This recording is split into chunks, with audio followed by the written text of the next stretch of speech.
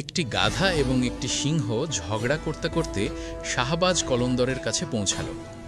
গাধাটি জোরে চিৎকার করে বলল, হুজুর, আমি সিংহকে বলেছি যে ঘাস নীল, কিন্তু সে বলছে ঘাস সবুজ।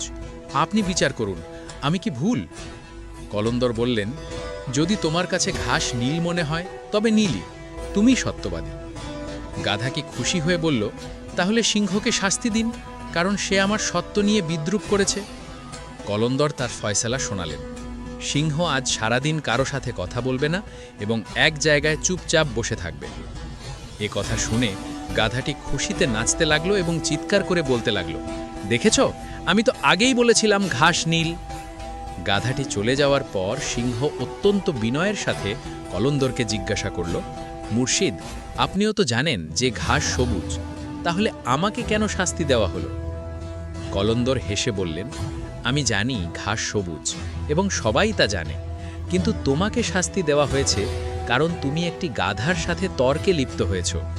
একজন বুদ্ধিমান ব্যক্তির জন্য এটি অত্যন্ত লজ্জার বিষয় যে সে একজন জেদি, নির্বোধ এবং সত্যকে অস্বীকারীর সাথে তর্কে জড়াবে।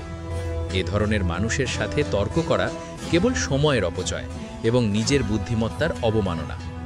শিক্ষণীয় বিষয়, এই গল্পের মূল শিক্ষা হল, যারা সত্যকে গ্রহণ করতে চায় না বা যাদের বিচার বুদ্ধির লোপ পেয়েছে তাদের সাথে তর্ক করা অর্থহীন।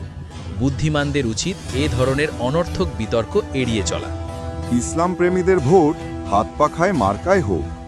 আল্লাহকে ভালোবাসেন? তাহলে like, share, comment, follow, subscribe করুন।